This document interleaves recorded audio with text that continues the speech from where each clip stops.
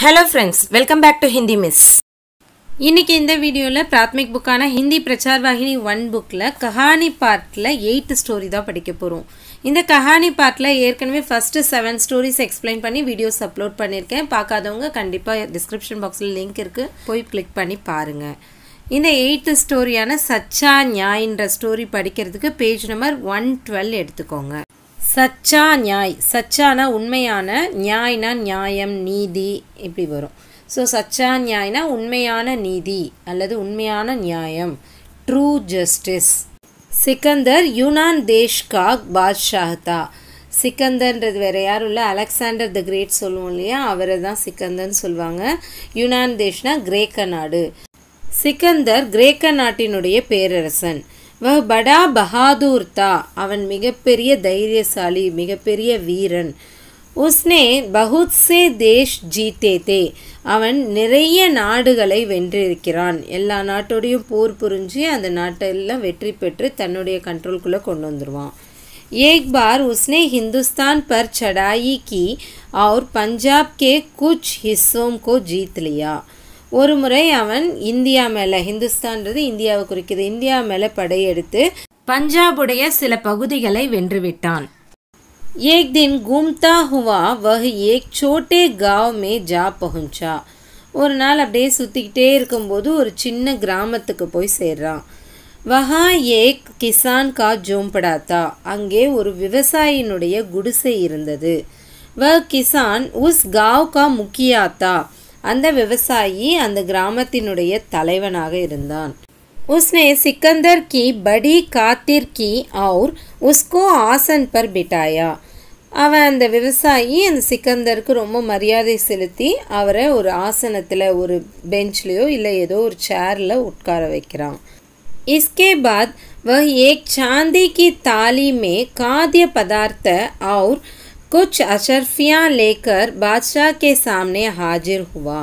ராஜா உட்கார வச்ச பிறகு அவன் போய் ஒரு வெள்ளி தட்டில் சாப்பாடு பொருட்களையும் சில தங்க நாணயங்களையும் எடுத்துட்டு ராஜாவுக்கு எதிரில் வந்து நிற்கிறான்.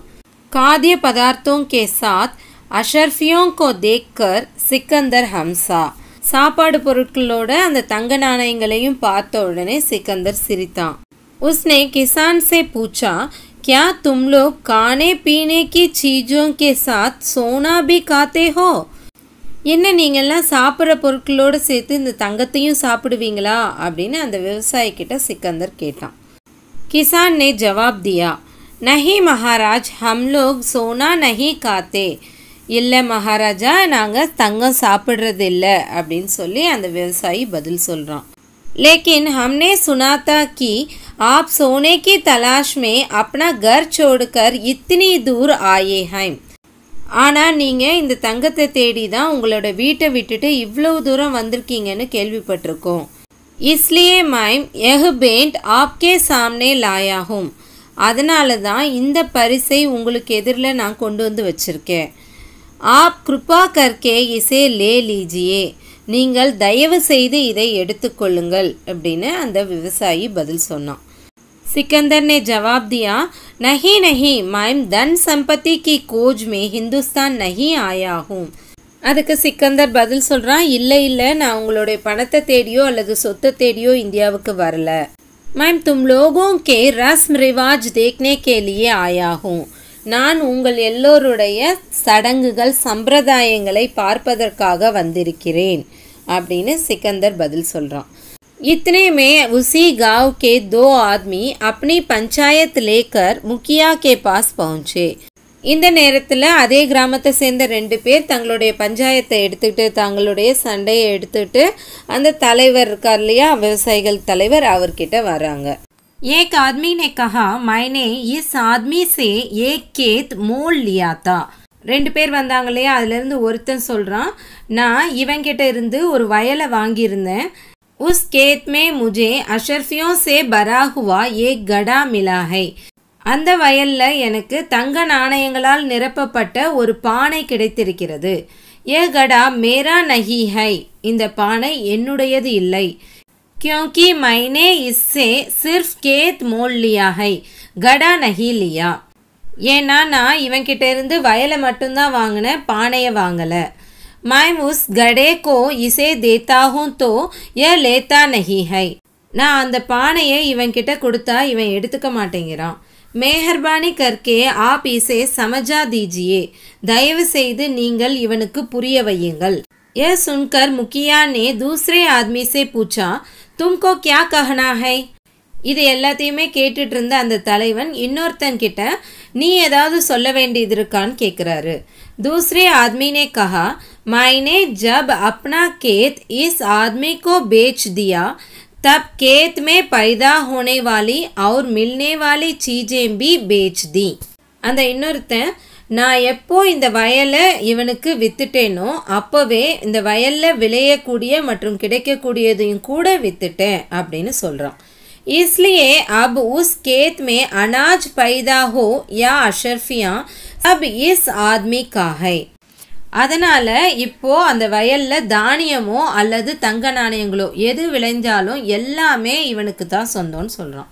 इसके भाग्य से उस खेत में अशर्फियाँ का गड़ा मिला. இவனுடைய அதிர்ஷ்டத்தால் தான் அந்த வயலில் தங்க நாணயங்கள் நிறைஞ்ச அந்த பானை கிடைச்சிது. मैं उस गड़े को नहीं ले सकता. நான் அந்த பானையை எடுத்துக்க முடியாது அப்படின்னு அந்த இன்னொருவன் சொன்னான். मुखिया ने यह सुनकर थोड़ी देर सोचा. அந்த தலைவன் இதை எல்லாத்தையும் கேட்டுட்டு கொஞ்ச நேரம் யோசிச்சாரு. उसके बाद उसने दोनों से पूछा कि क्या तुम्हारे घर में शादी के लायक लड़का या लड़की है? அதுக்கப்புறம் அந்த தலைவன் அந்த ரெண்டு பேர்கிட்டையும் என்ன உங்கள் வீட்டில் கல்யாணம் பண்ணக்கூடிய வயசில் பையனோ அல்லது பொண்ணோ இருக்கிறாங்களா அப்படின்னு கேட்குறாரு. ஏக் நே கஹா ஹா மேரே கர் மே லடுக்கா ஹை. ஒருத்தன் சொல்கிறான் ஆமாம் எங்கள் வீட்டில் ஒரு பையன் இருக்கான். दूसरे ने कहा हाँ हाँ मेरे घर में मेरी बेटी शादी के लिए तैयार है. இன்னொருத்தனும் சொல்கிறான் ஆமாம் ஆமாம் என்னுடைய வீட்டில் என்னுடைய மகள் கல்யாணத்துக்கு தயாராக இருக்கா. तब मुखिया ने हंसते हुए कहा अच्छा हुआ. அப்போ அந்த தலைவன் சிரிச்சுக்கிட்டே சொல்கிறாரு நல்லதா போச்சு. तुम लोग उन दोनों की शादी करवा दो और यह गड़ा उन्हें बेंट के रूप में दे दो. நீங்கள் ரெண்டு பேரும் அவங்க ரெண்டு பேருக்கும் கல்யாணம் பண்ணி வச்சுருங்க, இந்த பானையையும் அவங்களுக்கு பரிசாக கொடுத்துடுங்க அப்படின்னு சொல்கிறாரு. ये फैसला सुनकर दोनों किसान बहुत खुश हुए. இந்த தீர்ப்பை கேட்டு ரெண்டு விவசாயிகளுமே ரொம்ப சந்தோஷமாயிடுறாங்க. வே முக்கியா கோ நமஸ்கார் கர்க்கே நிக்கல் கயே. அவங்க ரெண்டு பேரும் அந்த தலைவனுக்கு வணக்கம் சொல்லிட்டு கிளம்பிடுறாங்க. இஸ் பஞ்சாயத் கோ தேக்கர் சிக்கந்தர் கோ பகுத் ஆச்சரிய ஹுவா. இந்த பஞ்சாயத்து இவர் தீர்த்து வச்சார் இல்லையா, அந்த பஞ்சாயத்து பண்ணி இந்த பிரச்சனையை, அந்த பஞ்சாயத்தை பார்த்து சிக்கந்தர் அந்த ராஜாவுக்கு ரொம்ப ஆச்சரியமாக இருக்குது. उसने मुखिया से कहा भाई मैं यही देखने के लिए यहाँ आया था. சிக்கந்தர் ராஜா தலைவன் கிட்ட சகோதரா நான் இதை பார்க்கறதுக்காக தான் இங்கே வந்திருந்தேன் அப்படின்னு சொல்கிறான். அதாவது இங்கே இருக்கக்கூடிய சம்பிரதாயங்கள் இங்கே எப்படியெல்லாம் பழக்க வழக்கங்கள் இருக்குன்றதை தெரிஞ்சுக்கிறதுக்கு தான் வந்திருந்தேன்னு ஸ்டார்டிங்லேயே சொன்னான் இல்லையா. பணத்துக்காகவோ இல்லை பொருளுக்காகவோ நான் இங்கே வரல, இங்கே இந்த நாட்டில் இருக்கக்கூடிய சடங்குகள் சம்பிரதாயங்களை தெரிஞ்சுக்க தான் வந்திருந்தேன்னு. இப்போ நீங்கள் கொடுத்த தீர்ப்பை பார்த்து ரொம்ப ஆச்சரியமாக இருக்குது, இதை தெரிஞ்சுக்க தான் நான் இங்கே வந்திருந்தேன்னு சொல்கிறான். मैंने सुन रखा था कि हिंदुस्तान के लोग बड़े ईमानदार और उदार होते हैं. இந்தியாவில் இருக்கக்கூடிய மக்கள் மிகவும் நேர்மையானவர்களாகவும் பெருந்தன்மையானவர்களாகவும் இருப்பாங்கன்னு சொல்லி நான் ஏற்கனவே கேள்விப்பட்டிருக்கேன். கிசி கே தில் மே கோயி லாலச் நஹி ஹோத்தா. யாருடைய மனசுலையும் எந்த ஒரு பேராசையும் அடுத்தவர்களுடைய பொருள் மேலே ஆசையும் இருக்காதுன்னு கேள்விப்பட்டிருக்கேன். आज इन बातों को मैंने अपनी आंखों से देख लिया. இன்னைக்கு நான் கேள்விப்பட்ட எல்லா விஷயங்களையுமே நான் என்னுடைய கண்ணு எதிர பார்த்துட்டேன் அப்படின்னு சொல்லி அந்த சிக்கந்தர் ராஜா சொல்கிறான். ய கஹ்கர் சிக்கந்தர் வஹா சே சலா கயா. இதை சொல்லிட்டு சிக்கந்தர் ராஜா அங்கேருந்து போயிட்டான். இந்த கதையிலேருந்து நம்ம தெரிஞ்சுக்க வேண்டிய விஷயம், நேர்மை தான் மிகப்பெரிய சொத்து. அந்த ரெண்டு பேருமே அந்த தங்க நாணயங்கள் நிறைந்த பானையை தனக்கு வேண்டாம்னு சொன்னாங்க. இது உனக்கு தான் சொந்தம், இது உனக்கு தான் சொந்தம்னு ரெண்டு பேருமே மாற்றி மாற்றி சொன்னாங்க. அவங்க ரெண்டு பேருடைய நேர்மையையும் அவங்களுடைய உணர்வுகளையும் மதிச்சனால தான் அந்த தலைவன் அப்படி ஒரு தீர்ப்பை, ரெண்டு பேருக்குமே அந்த பானை சொந்தமாகிற மாதிரியான ஒரு தீர்ப்பை வழங்கினார். இந்த ஸ்டோரி உங்களுக்கு நல்லா புரிஞ்சிருக்கும்னு நினைக்கிறேன். ரொம்ப சின்ன ஸ்டோரி தான், சிம்பிளான ஸ்டோரி தான். இந்த ஸ்டோரிக்கான சாராம்ஸ் படிக்கிறதுக்கு பேஜ் நம்பர் 216 எடுத்துக்கோங்க. சச்சா நியாய், உண்மையான நீதி, உண்மையான நியாயம், அதாவது ட்ரூ ஜஸ்டிஸ் இங்கிலீஷில் சொல்லணும்னா. बादशाह सिकंदर ने हिंदुस्तान पर चढ़ाई की. बादशाह सिकंदर ने ना பேரரசன் சிக்கந்தர் हिंदुस्तान पर இந்தியாவின் மேல் चढ़ाई की போர் தொடுத்தான். பேரரசன் சிக்கந்தர் இந்தியாவின் மேல் போர் தொடுத்தான். उसने कुछ हिस्सों को जीत लिया. उसने ना அவன் कुछ हिस्सों को சில பகுதிகளை जीत लिया வென்று விட்டான். இந்தியாவுடைய சில பகுதிகளை அவன் வென்று விட்டான். एक दिन वह एक गांव के मुखिया के घर पहुंचा. एक दिन ना ஒரு நாள் வஹ்னா அவன், அதாவது அந்த சிக்கந்தர்ன்ற ராஜா. சிக்கந்தர்ன்றது வேற யாரும் இல்லை, அலெக்சாண்டர் தி கிரேட்னு நம்ம படிச்சிருப்போம் ஹிஸ்ட்ரியிலலாம். அந்த அலெக்சாண்டர் தான் இந்த சிக்கந்தர். இந்த சிக்கந்தர்ன்ற ராஜா ஏக் காவ் கே ஒரு கிராமத்தினுடைய முக்கியா கே கர் தலைவனுடைய வீட்டிற்கு பகுஞ்சா சென்றடைந்தார், போய் சேர்ந்தார். ஒரு நாள் சிக்கந்தர் ராஜா ஒரு கிராமத்தினுடைய தலைவனுடைய வீட்டிற்கு போனார். முக்கியானே உஸ்கா ஸ்வாகத் கியா. முக்கியானேன தலைவன், உஸ்கா ஸ்வாகத் கியா அவனை வரவேற்றான். தலைவன் அந்த ராஜாவை வரவேற்றான். और खाद्य पदार्थों के साथ कुछ अशर्फियां भी उनके सामने रखी और कहा, आप सोने की तलाश में हिंदुस्तान आए हैं. औरना மற்றும் காதிய பதார்த்தோம் கே சாத் சாப்பாடு பொருட்களுடன் குச் அஷர்ஃபியாம் பி சில தங்க நாணயங்களை கூட உன்கே சாம்னே ரக்கீம் அந்த ராஜாவுக்கு எதிரில் வைத்தார். और கஹா மற்றும் சொன்னார், ஆப் சோனே கி தலாஷ் மே நீங்கள் தங்கத்தை தேடிதான் ஹிந்துஸ்தான் ஆயே ஹைம் இந்தியாவிற்கு வந்திருக்கிறீர்கள். அந்த கிராமத்தை சேர்ந்த தலைவன் ராஜாவுக்கு எதிரில் சாப்பாடு பொருட்களோடு சேர்ந்து சில தங்க நாணயங்களையும் கொண்டு வந்து வச்சுட்டு, நீங்கள் இந்த தங்கத்தை தேடி தானே இந்தியாவுக்கு வந்திருக்கிறீர்கள் என்று சொன்னான். தப் சிக்கந்தர் ने जवाब दिया कि मैं हिंदुस्तान के रस्म रिवाज देखने के लिए ही आया हूँ, धन की खोज में नहीं. तब सिकंदर ने जवाब दिया कि அப்பொழுது சிக்கந்தர் பதில் சொன்னார். என்ன பதில் சொன்னார்? மை ஹிந்துஸ்தான் கே ரஸ்ம் ரிவாஜ், நான் இந்தியாவினுடைய சடங்குகள் சம்பிரதாயங்களை தேக்னே கேலியேஹி பார்ப்பதற்காகத்தான் ஆயாகும் வந்திருக்கிறேன். தன் கி கோஜ்மே நஹி பொருளையோ செல்வத்தையோ தேடி வரவில்லை.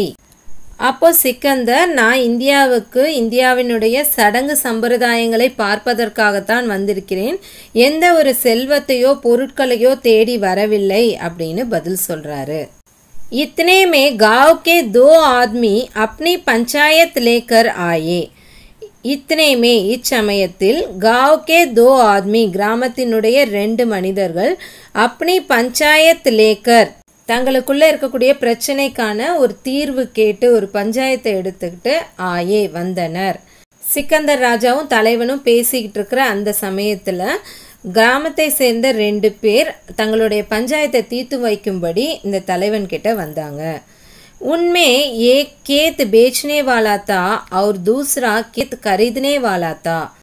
உண்மைனா அவர்களுள், அதாவது அந்த 2 மனிதர்களுள், ஏக் ஒருவன், கேத் பேச்னே வாலாத்தா நிலத்தை அல்லது வயலை விற்றவனாக இருந்தான். और दूसरा மற்றும் இன்னொருவன், கேத் கரிதனே வாலாத்தா வயலை விற்றவனாக இருந்தான். அந்த 2 பேர்ல ஒருத்தன் வயலை விற்றவனாகவும் இன்னொருத்தன் வயலை வாங்கினவனாகவும் இருந்தான்.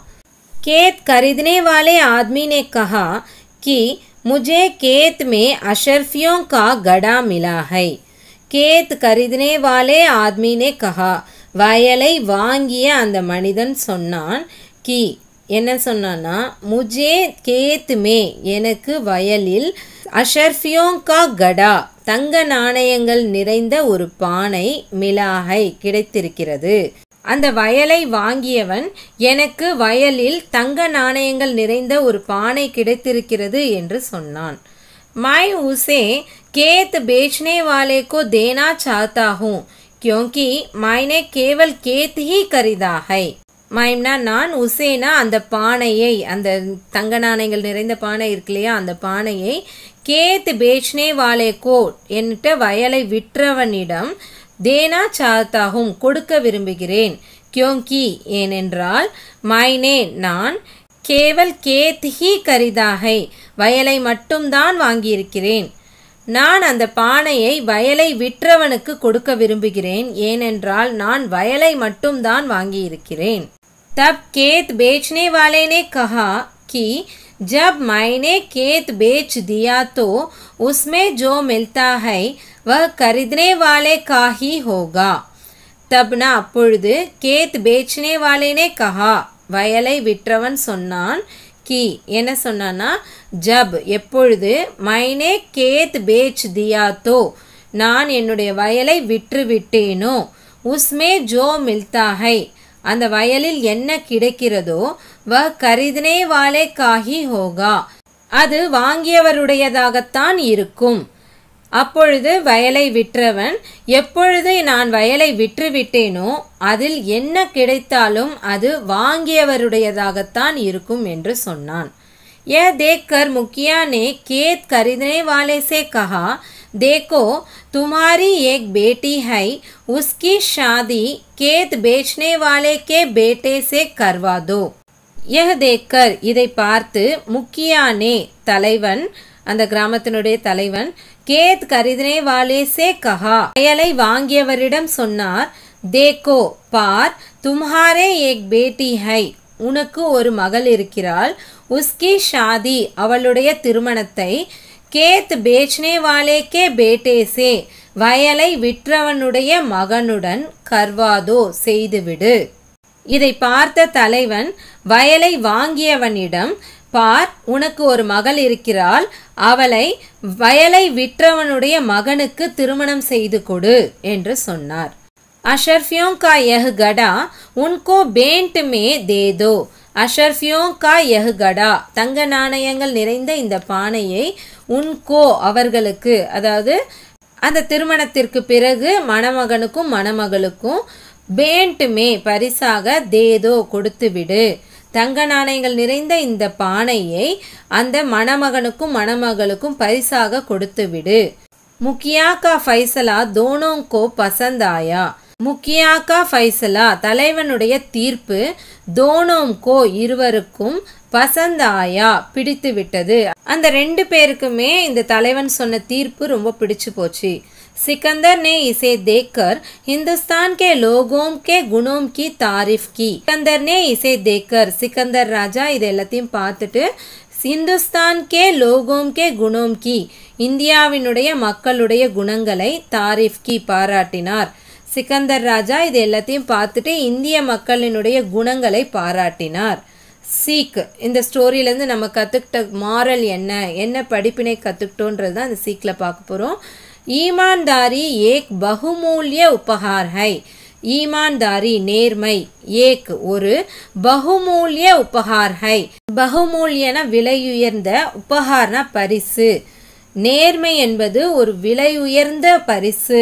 நேர்மைக்கு விலை மதிப்பே கிடையாதுன்றது தான் இந்த ஸ்டோரியிலேருந்து நம்ம கற்றுக்கிட்ட மாரல் அதாவது படிப்பினை. சச்சா நியாயன்ற இந்த ஸ்டோரியும் சரி இந்த ஸ்டோரிக்கான சாராம்சம் சரி உங்களுக்கு நல்லா புரிஞ்சிருக்கும்னு நினைக்கிறேன். ஏதாவது டவுட்ஸ் இருந்ததுன்னா கமெண்ட் செக்ஷனில் கொடுங்க, கண்டிப்பாக நான் கிளியர் பண்ணுறேன். இந்த வீடியோ உங்களுக்கு பிடிச்சதுன்னா லைக் பண்ணுங்கள், உங்கள் ஃப்ரெண்ட்ஸோட ஷேர் பண்ணுங்கள். இது வரைக்கும் என் சேனலை சப்ஸ்கிரைப் பண்ணாதவங்க சப்ஸ்கிரைப் பண்ணுங்கள். பக்கத்தில் இருக்க பெல் ஐக்கானையும் கண்டிப்பாக கிளிக் பண்ணுங்கள்.